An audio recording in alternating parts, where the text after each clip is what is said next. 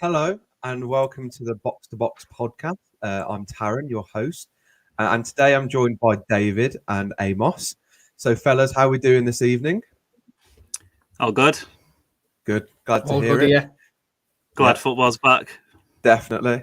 Well, football is Time. back. Premier League first round of fixtures. Just wanted to get your overreaction of what your thoughts were for the football this weekend, whether you enjoyed it or you weren't happy with it. But I'm sure, David, you were happy with it.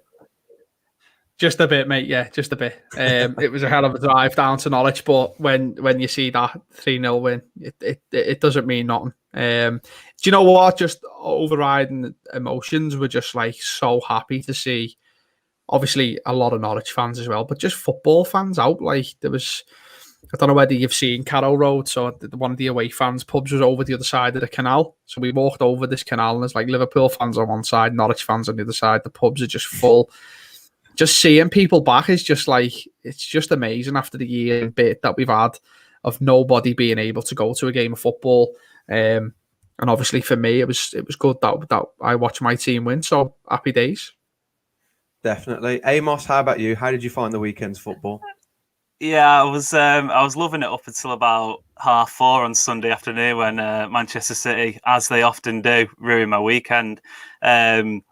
I was actually away on holiday in Anglesey, and we'd found a lovely quaint pub in, I forget the name of the place, Bow Morris, I think it was. Absolutely beautiful, rolling landscape at the side, and then Manchester City obviously come along and ruin my day. It was the first 10 minutes was superb. From City's point of view, looked really sharp, looked really electric, and then about the following 80 minutes was like League Two football. It was pretty dire, and Spurs deservedly won in the end.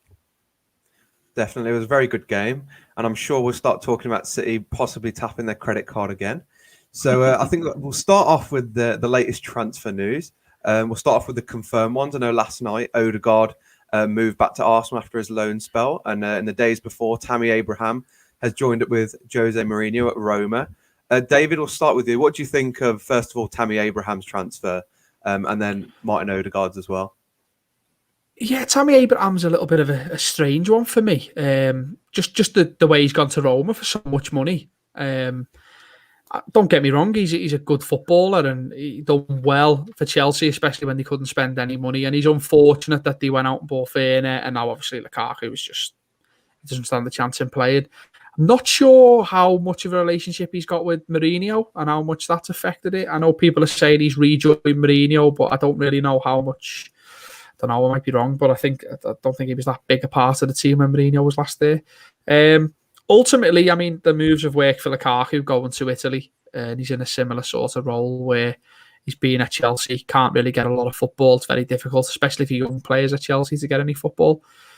Probably be a good move for him, good move for Roma. You know, you look at Manchester United's Chris Smalling, who went there and he's ended up staying there and he's done quite well. It's less pressure. It'll probably be a good move. It's a lot of money. I think that's the only thing that's kind of put me off, is it's quite a lot of money for someone who's unproven, maybe. I don't know. But, you know, he might do well, so we'll see. Odegaard's a good signing for Arsenal. They need to get somebody in. Obviously, getting beat 2-0 by Brentford on the opening day was probably the most Arsenal thing in the world. It's a tough one for them because obviously they're going away to a side that are just being promoted, who've not been in the Premier League before as well. I think that makes a big difference. Like Liverpool beating Norwich isn't that big, really. Norwich have been here before, but Brentford beating Arsenal is massive. So they needed that little spark and that little, you know, a good feeling of a signing to come in. So yeah, that was much needed for them. And, you know, he settled into the club a little bit last season, didn't he? So I think he'll be a good signing for Arsenal. I don't know about you, but I find it quite strange that, you know, Chelsea have gone from selling quite a tall physical striker to then buying another one, considering Tammy Abraham, you know, is quite young, much younger than Lukaku. So what do you think about that? It's the new shiny toy, isn't it? Everyone wants the new shiny toy, and I know they've already had that shiny toy, and they palmed it off, and they've got it back again. But he's gone and built himself, hasn't he? So I think it's just one of them things. Someone, a Chelsea fan I know, was sort of saying, "Why have we spent 97.5 million on a player that we already had?" And it's like, yeah, but he wouldn't be the player he is now unless you'd have got rid of him. He went and sort of proved himself at Man United. There's definitely proved himself at Inter Milan. So, it's swings and roundabouts. You pay what you pay. If you need that in your team, you need it. That's what you've got to do. How about you, Amos? How do you feel about these two transfers? Yeah, you mentioned Arsenal, and Arsenal are going to Arsenal, really, aren't they, with that result on Friday night? But I actually think the Ødegaard transfer is very uncharacteristic for Arsenal. It comes in at around £30 million for a guy who not too long ago was being tipped as honestly the next biggest thing, if not the biggest thing ever. When he joined Real Madrid as a young teenager, the potential on that man's back was insane. And now he's joining a team who, if you look at the last few years, you have to say there's probably about 6, 7, maybe 8 Premier League clubs above Arsenal. So it shows some ambition there. You compare it to their other business this summer, and you look at £50 million spent on Ben White. And now I'm a fan of Ben White. I know Gary Neville had a little rant at the end of the Brentford game saying it's not good enough for defenders just to be good on the ball. Yeah, I think he's a lot more than just a ball playing defender. When you look at the business, the money they spent there, and you compare it to this, it comes in about £20 million less, which you actually have to say at the end of the day is really quite shrewd for Arsenal, for a club who, have gone into a few car crash transfer deals in the past. And I know we'll come to another man who's costing them a lot. This actually is, in the current market, quite a decent deal. In terms of Abraham, I think really it's a good move for everybody, bar Roma's bank balance. Chelsea will be laughing at the fee they've been able to recuperate, £34 million for a 5-year deal. That helps them in their transfer kitty. And I know it may be a thing of the past, but FFP, whatever comes next, that'll help them balance the books in that way. He'll score goals in Serie A. I think it's becoming a bit of a misconception at the moment that Serie A is a pretty dull, unentertaining league. The last few seasons, it's been one of the highest scoring in Europe. So he'll get an absolute bag full of goals. And I wouldn't be surprised if we saw him return to the Premier League in a similar style to Lukaku. Probably, knowing Chelsea, he'll go back there in a couple of seasons for, 65 million, the buyout clause. So it'll be interesting to watch him over there. Definitely. I think it's one of those where you get the opportunity to prove yourself in a different league and maybe raise that transfer value as well. So we've talked about Arsenal's incomings, but also there's possible outcomings in Arsenal as well. Captain Pierre-Emerick Aubameyang has been linked with a move to Barcelona. Even though they're having a bit of an economic crisis over there in Catalonia and at Barcelona. What do you make of the whole transfer saga? So I think if Arsenal are able to recuperate money, a substantial fee on Aubameyang, again, they'll be absolutely laughing. Barcelona don't seem to have learned from the mistakes they made, 2 hours ago, it seems. They're looking to, again, go in for a player who's over 30, will be costing substantial wages at a time when they've just struggled to register a couple of free agents. I'm not quite sure where they're going to be able to fund this from. Maybe they'll get PK working in the canteen on minimum wage, because when you look at their figures, you just don't understand how they're doing it. They just seem to be going down a bigger and bigger black hole. Yeah, definitely as well. I think the talk is of a certain man that I think David will be very familiar with, Philip Coutinho being involved in a swap deal as opposed to a transfer fee. What do you make of that, David? Well, I mean, when we got that money for Coutinho, you're sort of thinking, my word, why are you spending so much money on a player? Like, he was good, but he wasn't 140 odd million good, and he's proved that. It's no surprise when they blow money like that on players like Coutinho that they've ended up in the state that they're in. And it's like the reverse effect of what happens to like Manchester City, Chelsea, any of the big six really now. When they go in for a player, the price goes up. It's like now anyone who Barcelona are trying to sell, clubs will know that they're desperate to get rid, so the price goes down.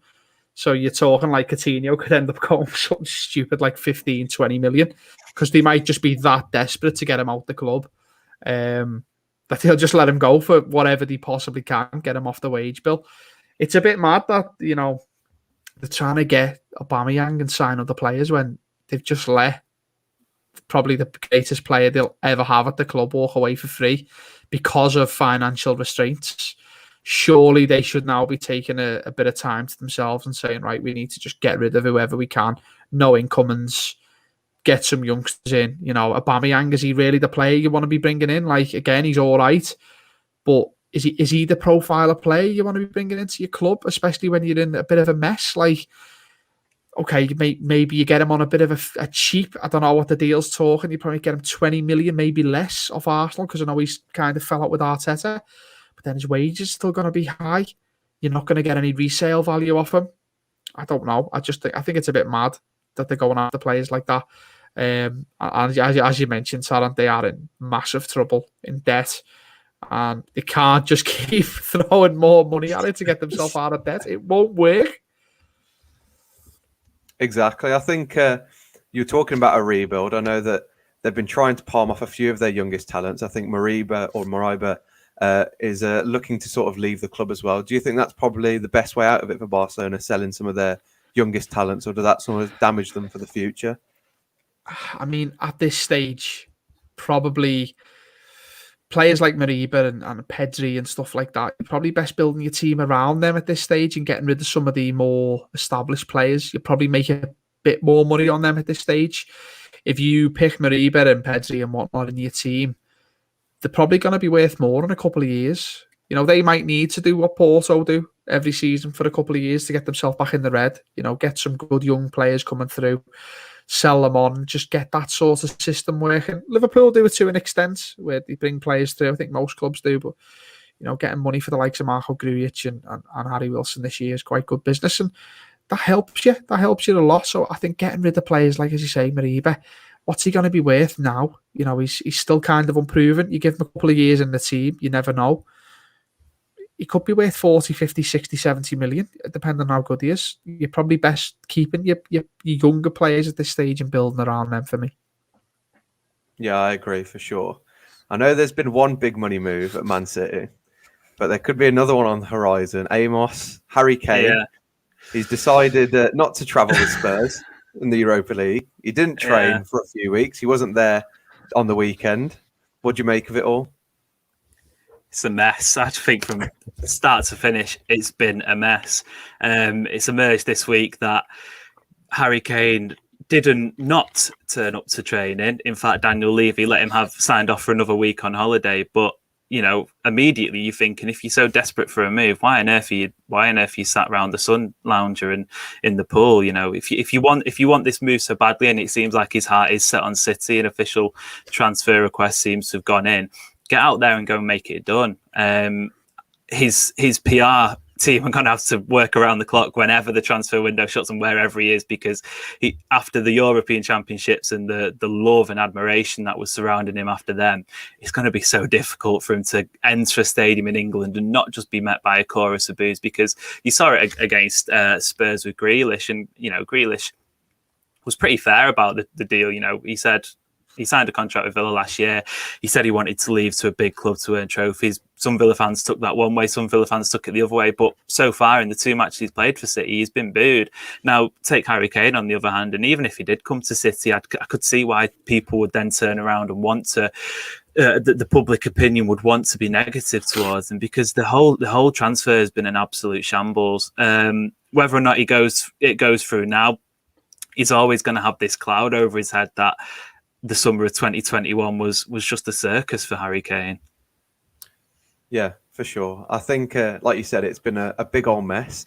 I think as well, Daniel Levy, we know, isn't the kind of person to splash a lot of cash, which I think he has done this transfer window. So do you think with that in mind, he'd be confident of getting rid of Harry Kane? I know he said he's not leaving the club, but I think if Daniel Levy's spending money, it means that there's going to be money coming in somewhere.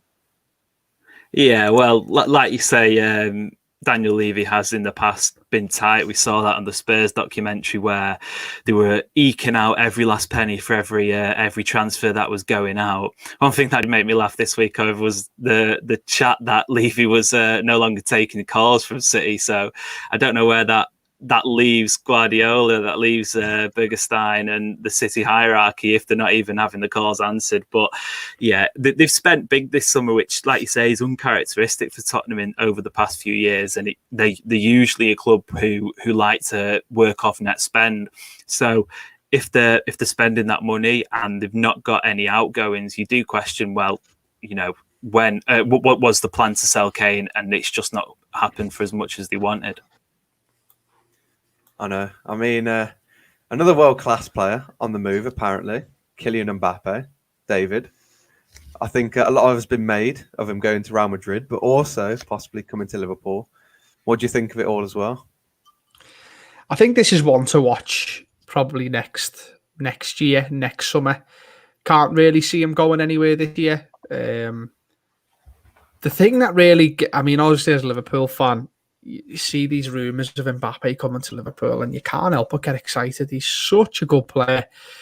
And, you tell yourself it's never going to happen. It's never going to happen. And then you see videos of like Klopp just like slapping his dad in the face and giving him a hug. And you're like, it's going to happen. It's going to happen, but it's not going to happen.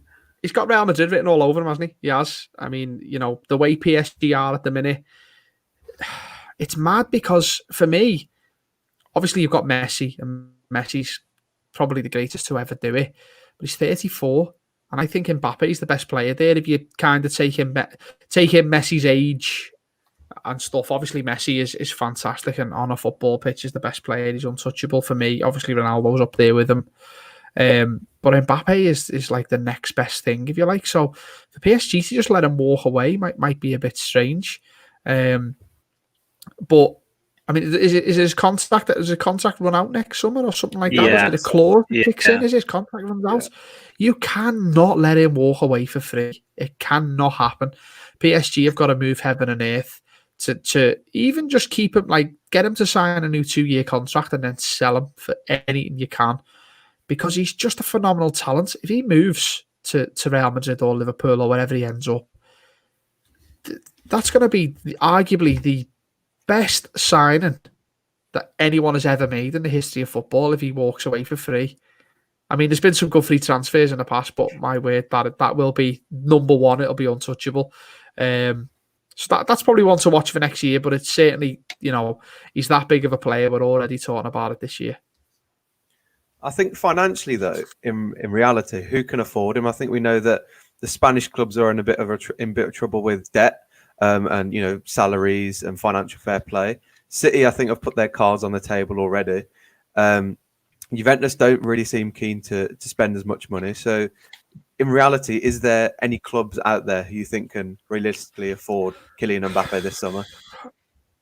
Probably not this summer. I think any deal that was to happen, particularly with Liverpool, would be very heavily weighted on bonuses and goal bonuses and appearance bonuses, like most of our players are anyway. His base salary would be not a lot. I mean, I say low, more than what we all earn in a year per week, put it that way, probably double or treble. But in terms of like what he's probably worth in a normal year, the base salary would be quite low for him to join Liverpool. That's the only way it happen. I don't know where he'd end up. I think realistically, if he wants to make money, his best bet is to sign whatever PSG offer him.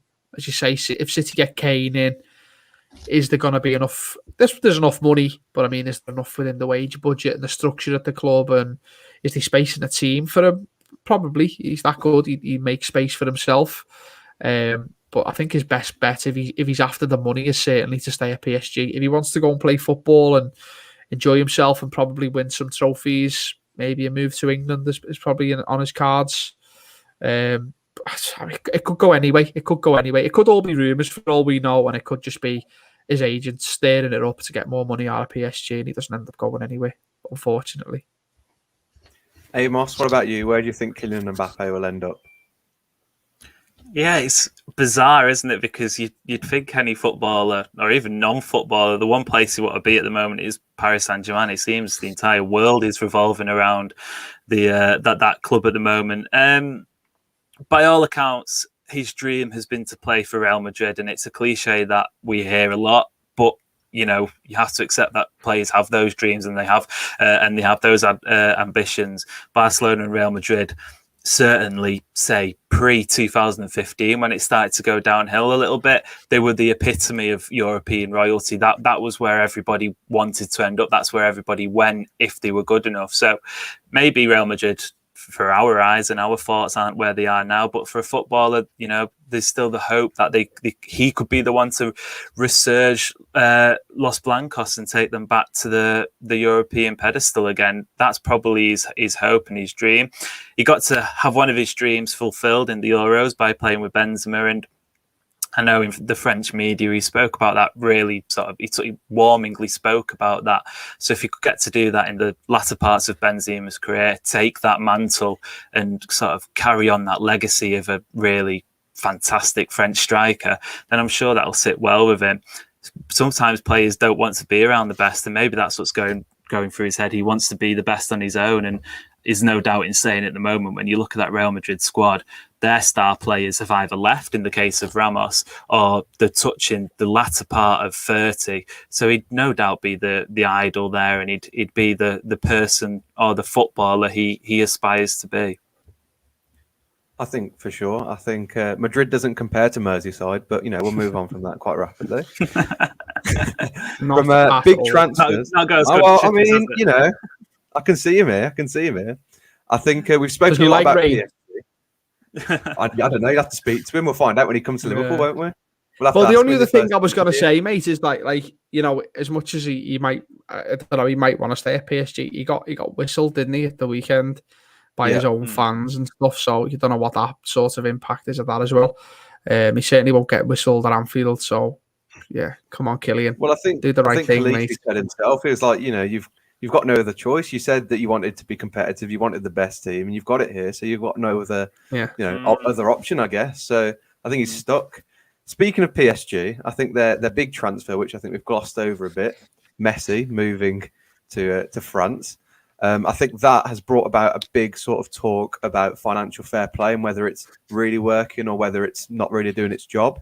I think UEFA have then decided to bring in the salary cap. Sorry, David, I know you know a lot about it, I imagine, from the sort of presence of it in America, heavily in MLB and the NBA. So can you give us a little insight into it all? Basically, right, if you've got enough money, this means absolutely nothing.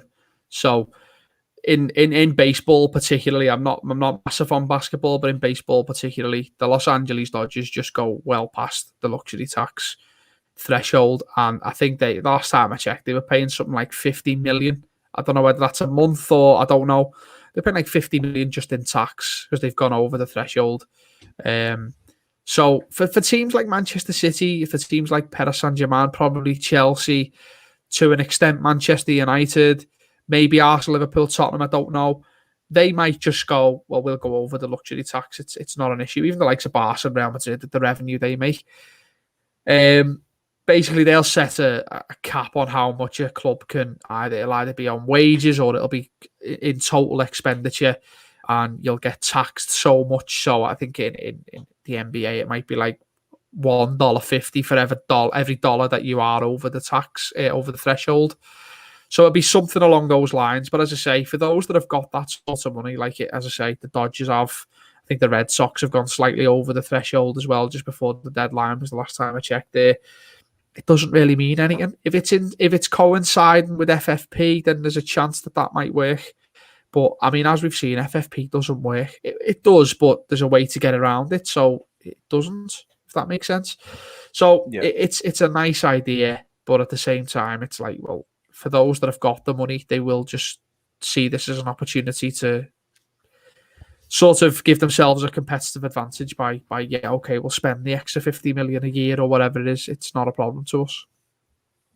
Amos, I know David's talking about how the uber rich won't really be affected by this, but I think UEFA have come up with the idea that the luxury tax that gets paid will go into almost like a prize pool, and it will be shared among the teams that are in the leagues that the teams are competing in. Do you think that will make it fairer, or do you just think it won't really have much of an impact?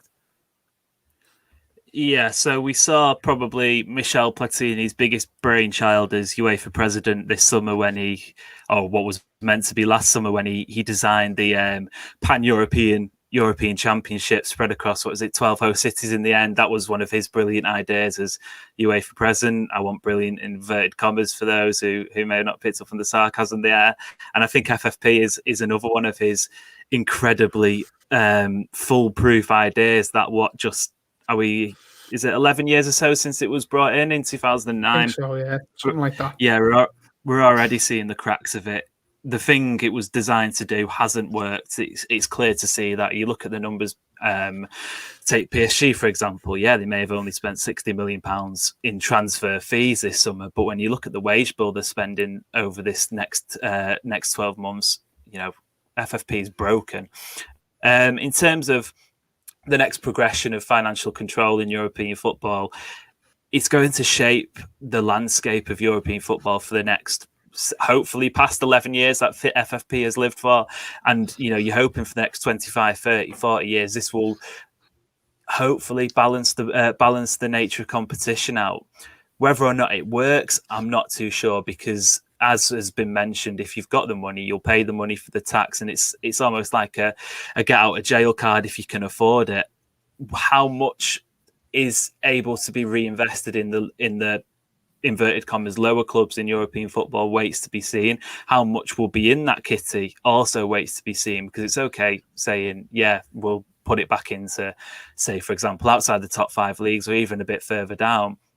Yet only 3 clubs may be able to afford that. And when you're trying to share, 150, 200 million pound across, say, 13, 14, 15 member nations, it's going to work out next to nothing, really. So the logistics of the salary cap and the salary tax is going to really sort of shape how football develops in terms of contracts, transfers, and all the money side of it over the next few years.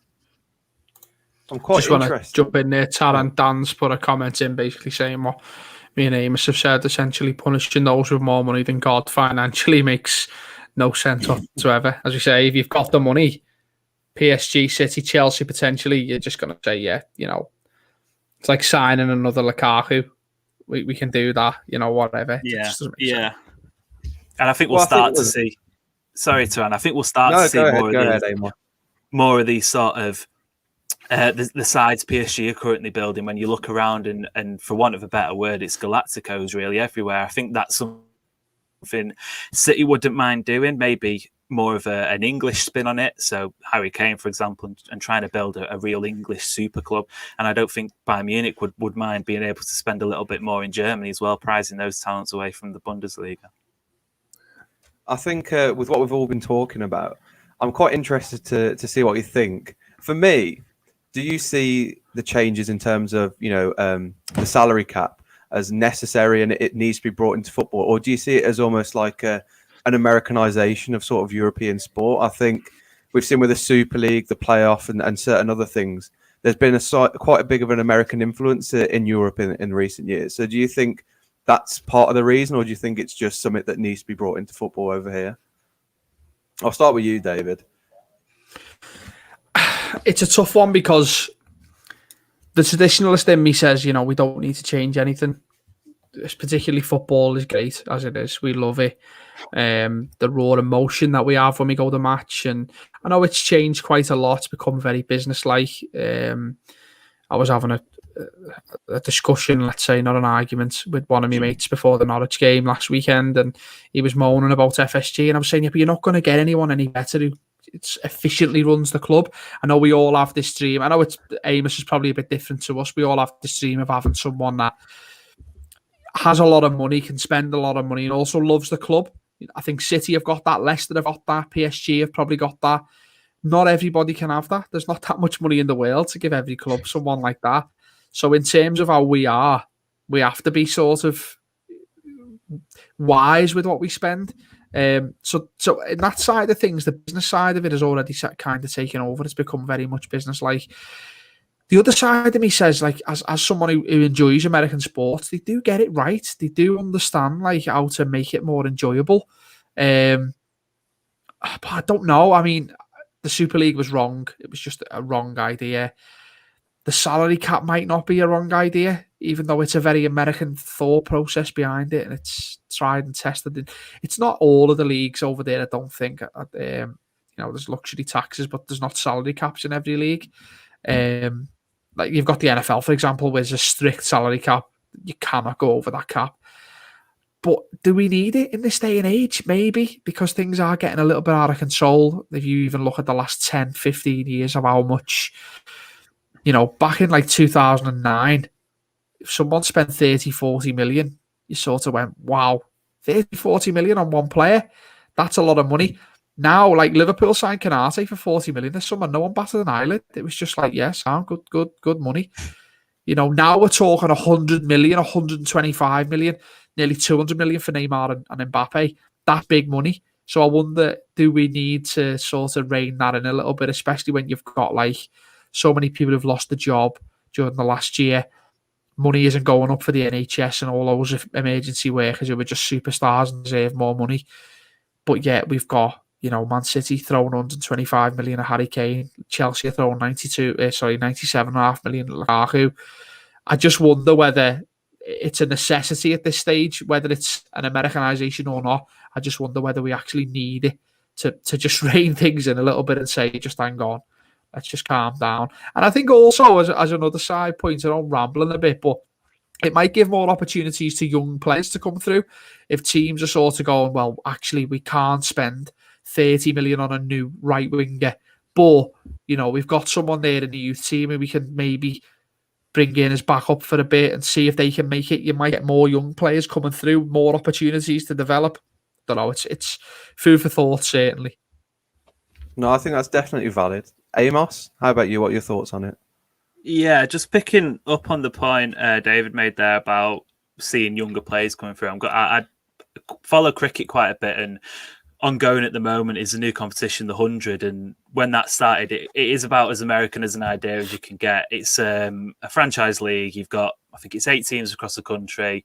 They're all called names like Manchester Originals, Trent Rockets, London Spirit. You get the example, but there were quite strict financial controls on the sort of moves and sort of players they could get in there. There's a draft to start off with, and the original names and teams that came out of that draft were sort of shifted about a bit because of COVID. Some overseas players pulled out, some moved to a different team, etc. But one thing that's been really great watching that game, and there's also a little bit to do with players playing test cricket and the politics of all that, which I won't go into, but we've seen some really good young players come through and make names for themselves. And one of the main objectives of the 100 was exposure to a mass market of wider audiences. Now, I don't think any of us will sit here and argue that football is in need of widening its audience. It's the most watched sport in the world, I think I'm right in saying. So it doesn't need any more marketing. It should be okay from that point of view. But in terms of the evolution of the game, football is broken at the moment. It's in an absolute hole. We're seeing that this summer with Barcelona and the numbers coming out of there. Whilst they may be, we look at them, they may seem astronomical. We can't necessarily comprehend them. They're utterly mind-boggling numbers in terms of a business. And if any other business was being run like that in the outside world, it had been shut down 5, 6, 7 years ago. It's not sustainable. So it seems incomprehensible for someone like Barcelona to cease to exist given the history they've had.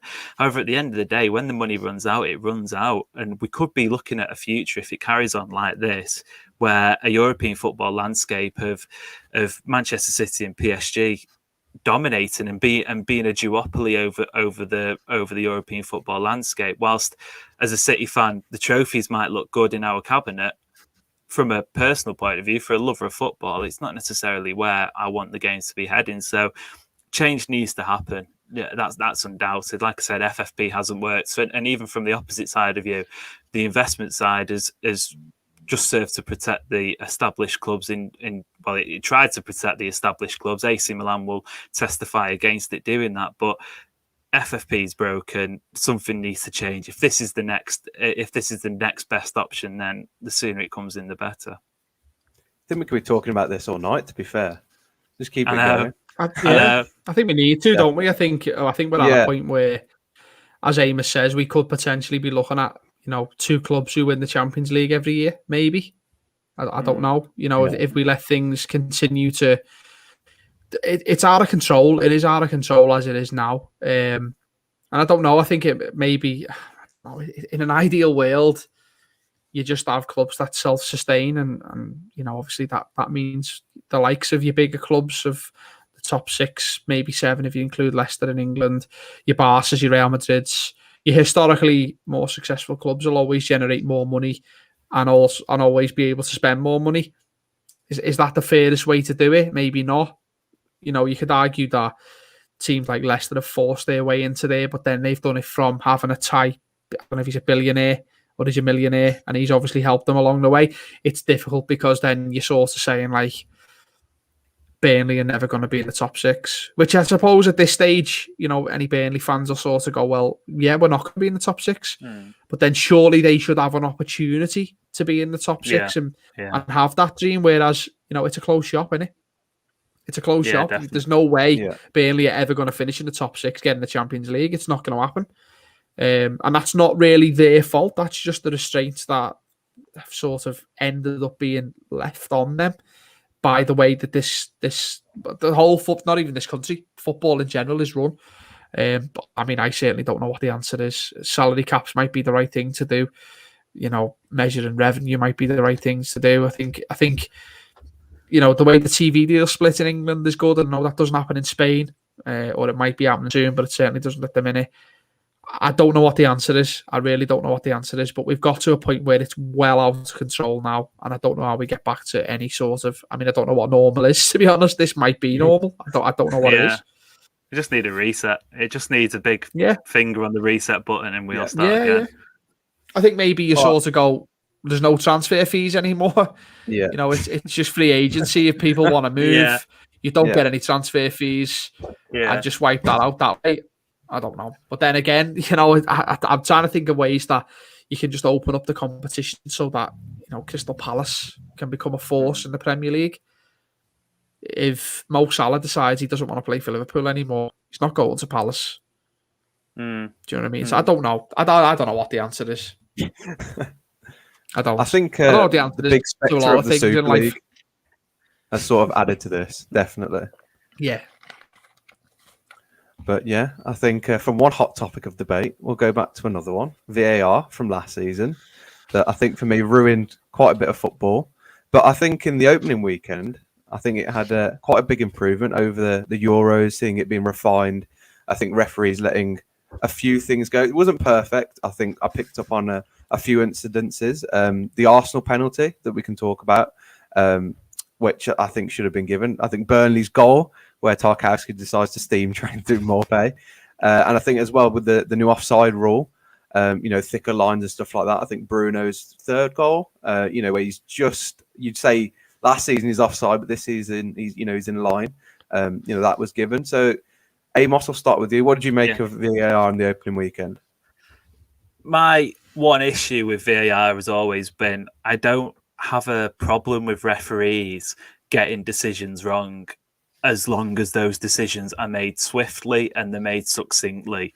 As a match-going supporter in the 1920 campaign, I think it was when it was introduced, every time there was a VAR check, it was desperation on the terraces. It really was the most horrible experience for however long it went on. And granted, City's relationship with VAR has been troublesome at the best of times, and that doesn't help. If decisions are going your way, they are a little bit easier to take than not. But even when it was, say, for example, checking a City penalty, and we were looking at 2 minutes going to the not even going to the monitor, just 2 minutes out of the match that you've paid for, a big lump sum of money you spend on, say, a season ticket or a ticket each weekend, and it just made it really unenjoyable. So far, it has been swift and it's been succinct, even when those VAR checks have been going on. Like you said, the Tarkowski one, for me, is mind-boggling how that's not been given as a foul. He decides to pull out a wrestling move, essentially, where he's running to get his head onto a ball and he just gets rid of Mopé, I think it is, like he's not there, which is bizarre because you'd back Tarkowski to win the header outright. So I'm not quite sure why he's having to do that.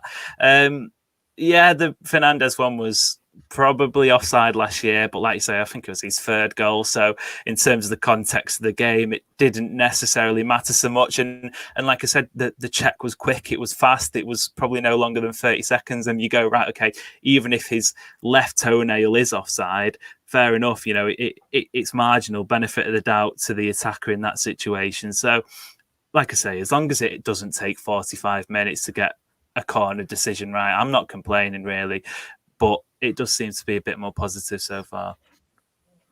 Yep, I think it was positive, definitely, first start of the season. David, I know Liverpool had a few VAR issues last season, but you think that the opening weekend gave some promising signs for what we've got to look forward to for the rest of the season?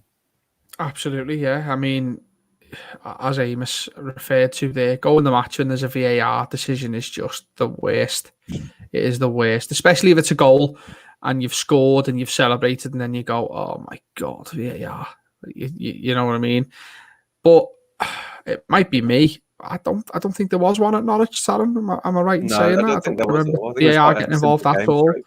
No. Yeah. So I mean, Only obviously, I think that was the only one where it was a bit like, oh, it could be given last season, but this season. Yeah. But other than that, there wasn't much. I mean, there wasn't really a hold up in the game. No. For it. So, personal opinion, again, didn't see a lot of football on Saturday, just purely from the travelling and stuff like that. It was an improvement. Personal opinion. I don't know whether that's going to last. We'll probably have to wait a couple of weeks to definitely say, right, yeah, it's spot on. We've got it right. But certainly, improvements. I like that.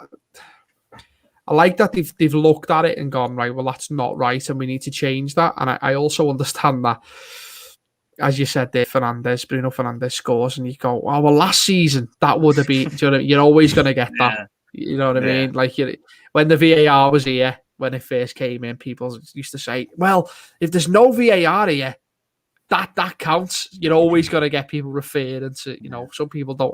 We're designed not to like change, aren't we? We're habitual creatures. So, personally, I think it was good. As I say, didn't see a lot of football, so can't really comment too much on other stuff. But if that's how it's going to be, if there's going to be shorter waiting periods, I think an improvement in communication would be nice. Just in the grounds, especially if don't just say there's a VAR check in progress. Tell us there's a VAR check in progress. Tell us why there's a VAR check in progress. Maybe let us hear the discussion of the referees of what they're checking, what's the issue. I mean, Amos has referred to cricket in the 100. I was watching the test earlier this week, and every time you got lucky, mate. Every time you get, I know. Big Java, you can't let him run it in. Just a collapse, wasn't it? Just absolutely. But you heard the conversation. You heard the conversation of let's go to ball tracking. Let's check Ultra Edge. There was one point where they had a review and he just went, mate, there's no point. It was a no ball. There's no point. And I just, that's what we need in football. That's what we need. Like someone at the VAR just saying, mate, he's fouled him on the edge of the box. Just pull it back. That's a foul. Not like, let me zoom in on it from 15 different camera angles at 10 different speeds. And, just it's a foul or it's not. I think that's all we need. But yeah, certainly, improvements definitely. Let's keep them going. Well, big performances, India aside. We've spoken about Salah and Bruno, and they were top three with Pogba of FPL points this week. So I don't know if you guys are into fantasy football. I, for one, am not, because after 1 week and a bad week, it's game over for me. But David, who was in your team? Any big scorers and any changes for next week? I'm trying to think of my team because I do a draft team as well as a normal fantasy Premier League team. But in my Premier League team, I don't know whether I had Son.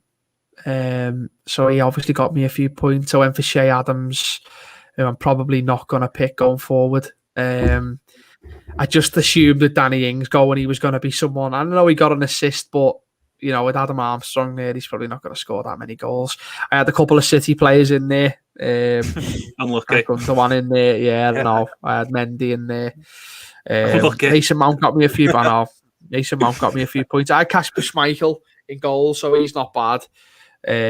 But I mean, obviously, Bruno Fernandes and Salah, they're your go-to men, and I think you keep them in all season, don't you? Even because there's a potential that they'll do that again at some point. There's a potential Fernandes will score another hat-trick, or Salah may score and assist twice, and you know what I mean? I think anyone to pick Pogba will be quite happy as well, 4 assists. But yeah, I think the biggest letdowns are probably City players. I think Trent and Van Dijk getting Trent especially not getting any assists but getting a clean sheet is a good thing. Otherwise, you're in trouble. So yeah, there was a few that let me down this week. I didn't have a great week to start off with, but as I say, I focus more on the draft side of it, because I'm like you, one bad week and you sort of go, I'm out. Whereas in the draft side, it's all to play for. So yeah, looking forward to the rest of the season. Amos, how about you? I know City let you down, but did anybody else let you down?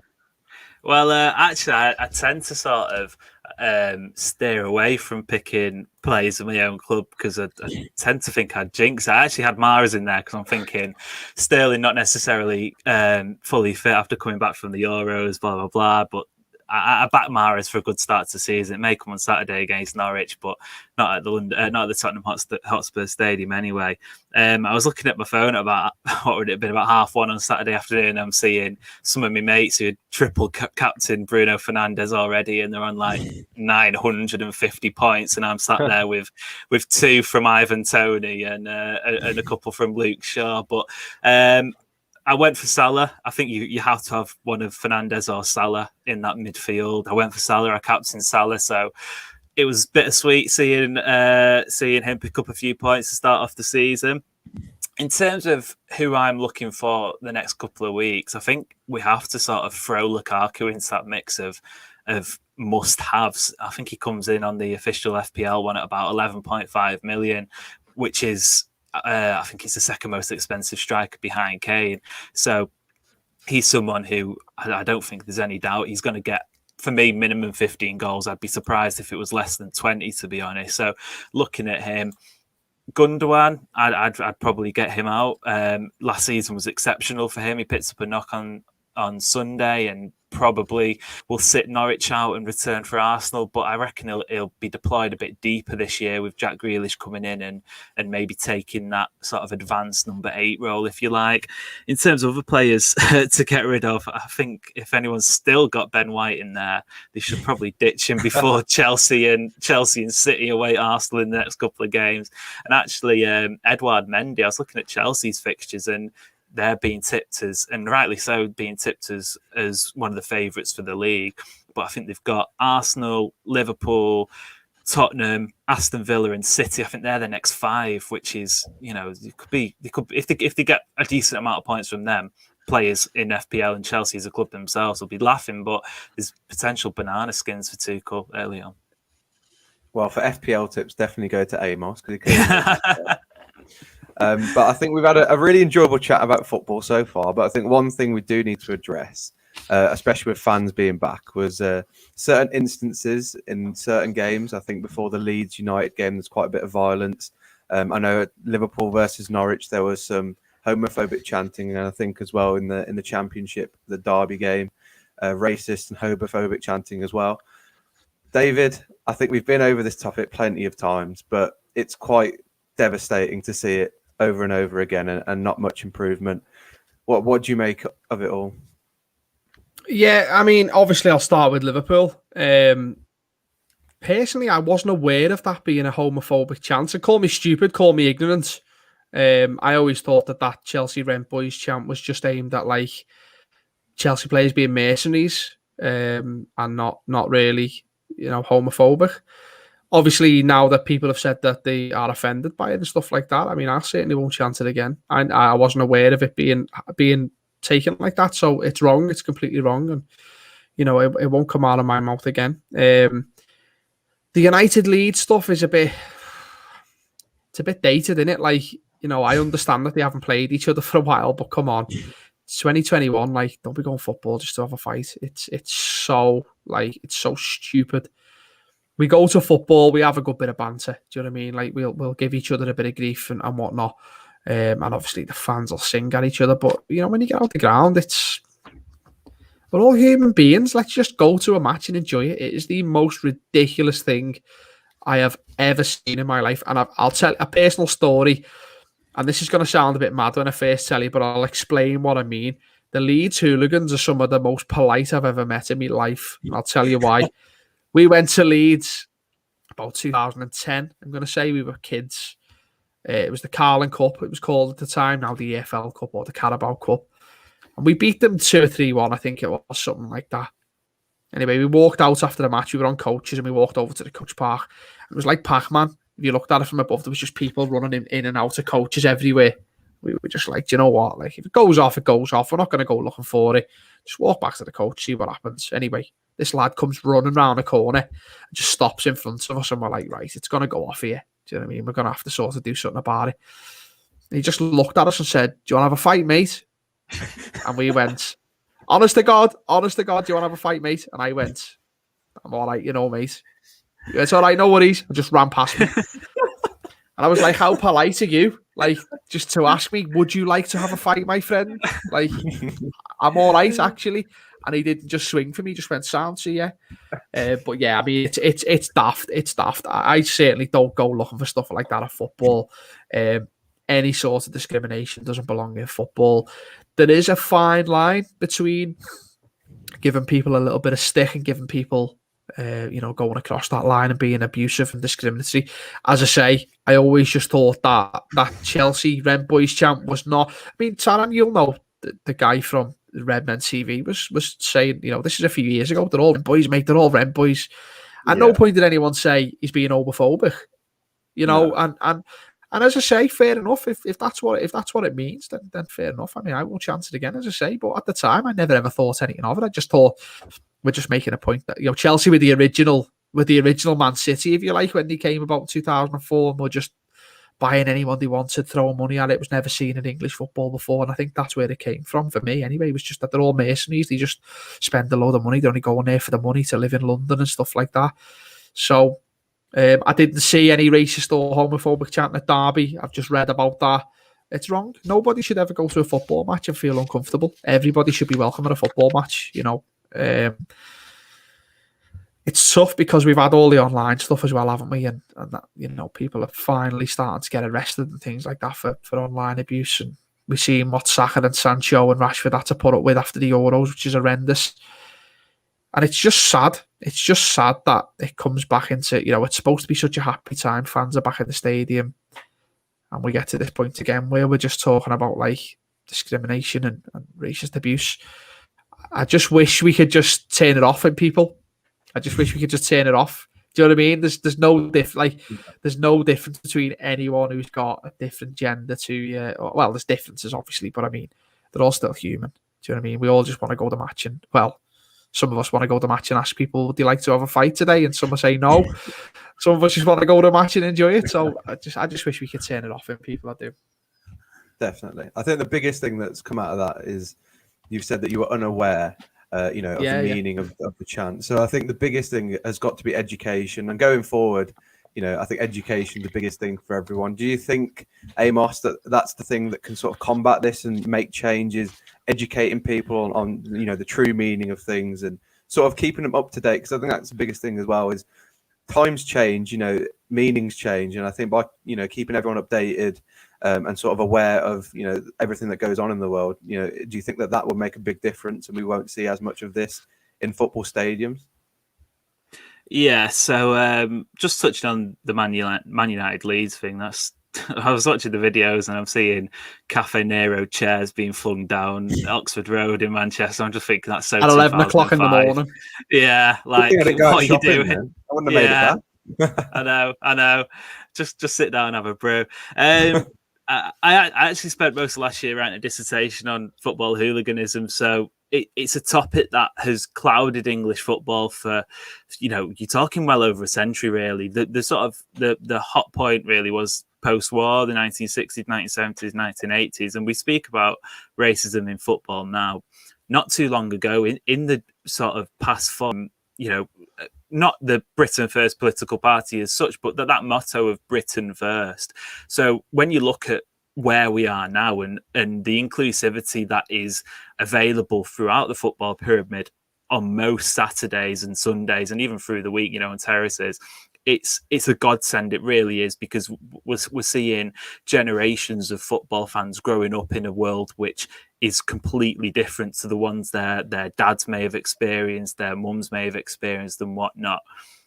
Obviously, the caveat to that is, as we evolve as people, as we evolve as football fans, those not necessarily nicer ones evolve too. And we've seen that with the online racist abuse, which is a topic covered many a time before. And I don't think we need to go into it and say how bad it is. It goes without saying. But in terms of how that's combated, because the Premier League really helped out the hooliganism problem in the 1990s, and those old lads in their old Adidas gear and Stone Island gear on Saturday with Man United and Leeds were probably saying it was for the worse. Most of the population will say it was for the better. You've got seated stadia now, you've got a more inclusive environment. The next step, again, as we spoke about much for the majority of tonight, is how does football evolve into a place where we're living in the 21st century and footballers can go and do their job on the pitch without fear of their family being targeted by racial abuse or homophobic abuse or whatever. It's 2021 and there's still not an openly gay footballer in the Premier League. I think I'm right in saying in most of England's football pyramid. So there's changes that need to be done. And for me, as we see fans return, it starts with the supporters, because they're the ones giving the grief. And like we say, banter's quintessential to British football from the supporters. You chant, they may react back, they may not, they may get aggrieved by it, they may lose their head, they might steer into a tackle, or they might celebrate in front of the fans. I think as Jamie Vardy did, I'm right in saying, at the weekend. So it's part and parcel, but there's a line, and that line should not be being trespassed at any point. Definitely. I think the biggest thing you've said there is evolving. I think football's evolved many a time throughout history, but I think once again it needs to evolve and sort of keep up with the times and make sure that the future generations can enjoy the sport and enjoy the game of football that I think all three of us have shown today that we love so much and care about so much. And on that note, as enjoyable as it's been, it must come to an end, I believe. So thank you, gentlemen. I've really enjoyed it, and I hope everyone listening and watching has enjoyed it. Thank you, everybody, and we'll see you next week for the next edition of Box to Box Podcast.